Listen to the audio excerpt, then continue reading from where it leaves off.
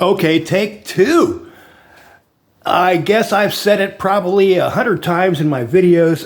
What I have here is a century house. The place is over 100 years old.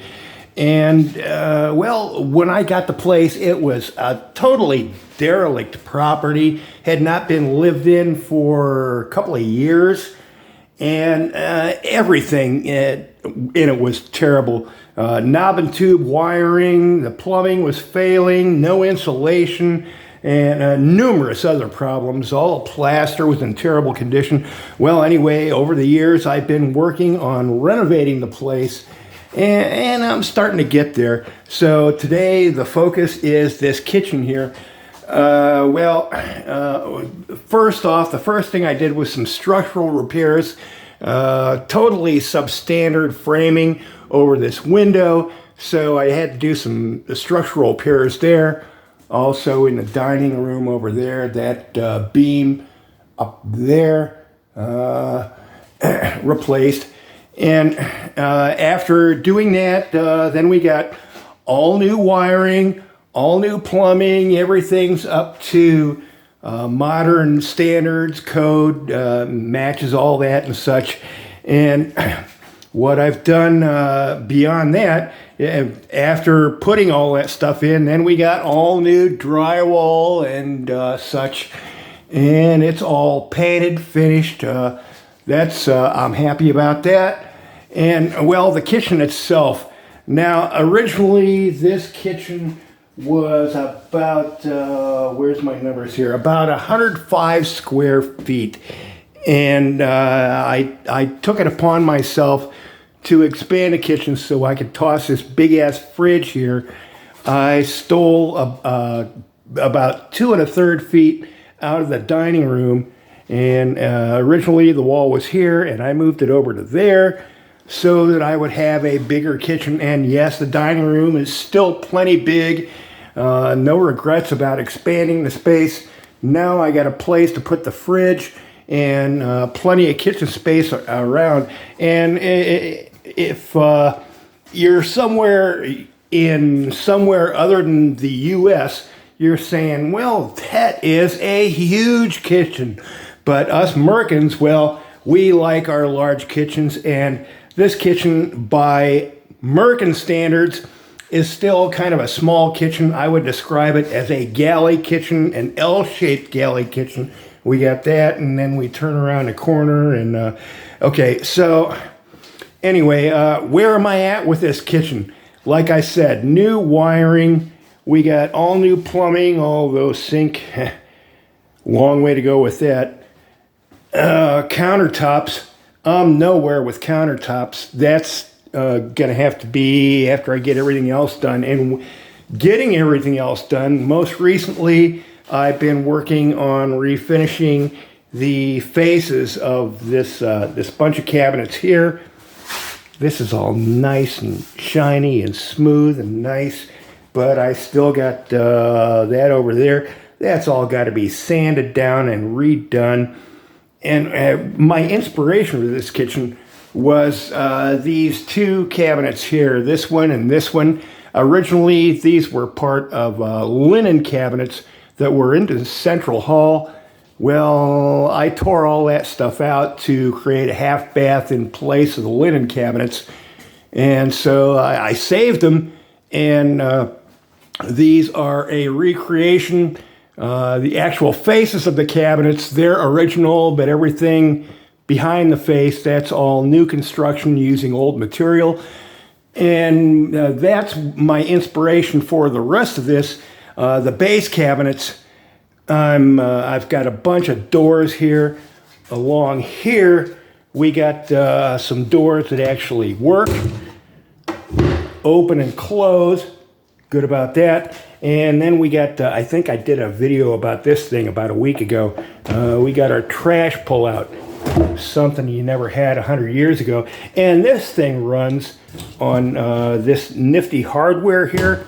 And I'm really averse to using hardware in this old kitchen. Like all these drawers, they actually just run on wooden runners. And you pull them out and push them in, and they work really nice. But I decided to splurge here on this trash pullout and have it actually go on hardware. But the thing about hardware is, well, to do all the work on this, I had to remove this thing and put it back in and remove it and put it back in several times. And in the process of doing that, doggone it, I damaged the hardware. Where are we at here? You can see this piece is supposed to look like this one, but it's all bent over and all the ball bearings are gone, and this is now trapped. And that's a problem with using hardware, is stuff can get damaged and then you got to replace it. So I've been avoiding using hardware as much as I can. Anyway, even the doors that are installed and such, they still all need to be removed again, sanded down, put a finish on them. And so that's a ways to go with that. And even I got a couple of, well, several doors. These over here and these here. When I made these doors, I made them ever so slightly large. This thing does not actually even fit into the does not actually fit into the opening, because I made the doors ever so slightly large, because we're working to a very close tolerance, just like the original doors were very close tolerance. Come on, close. There we go. I want these to be the same. And to do that, I made them slightly large, and I'll have to shave them down and fit every single door and make them fit just right. Okay, also, the window. Well, light is terrible. If I back up this window here, I haven't even touched it yet. What I have here is a pile of parts that is the original window trim that needs to go back on there, but I still need to insulate around the window. I got to make some kind of jam extensions, because I think I mentioned I did some structural repairs here, and the wall is slightly in from where it originally was. So well, there's a project I'm dreading. I'm going to have to strip all the paint off that. And speaking of stripping paint, well, then we got the door casings here. Now, originally the door casings were about 3.5 inches wide. Let me see. Kind of like that. But I opted to cut about 1 inch off of them because, well, I expanded the size of the door opening, and I had to have room for the cabinets on either side, likewise over here.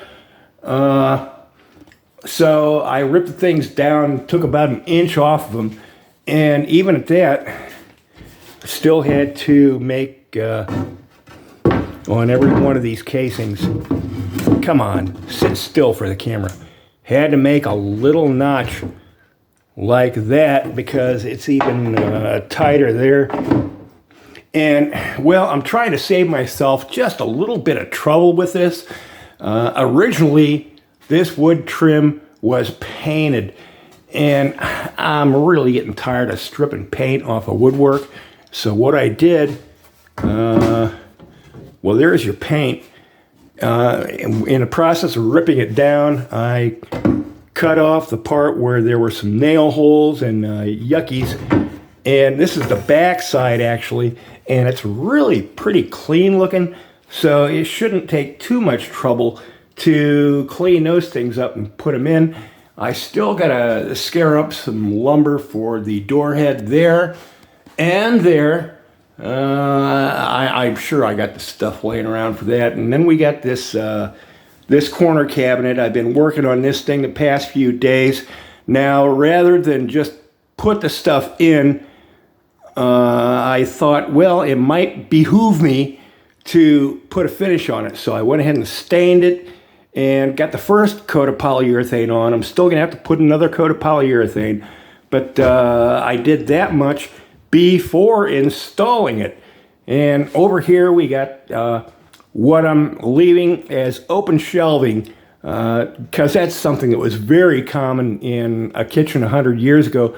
Open shelving. So I want to leave some of that over in this area here. I still want to build another bunch of open shelves, fixed shelves open, and again, all pre-painted before installing. And I still need, because it's plywood, I still need to put some kind of a face on it. I got these parts here that will be going in, but ooh, there goes a motorbike down the street. All these parts are going to be pre-finished before I install them. And this particular shelf here, it's extra deep. It's about 16 inches deep instead of your standard 12 inches. So that you can go down to your local Walmart or Target or wherever you want to shop and buy the biggest microwave oven you can find, and it's going to fit in that space. And we got a dedicated outlet for a microwave oven right there.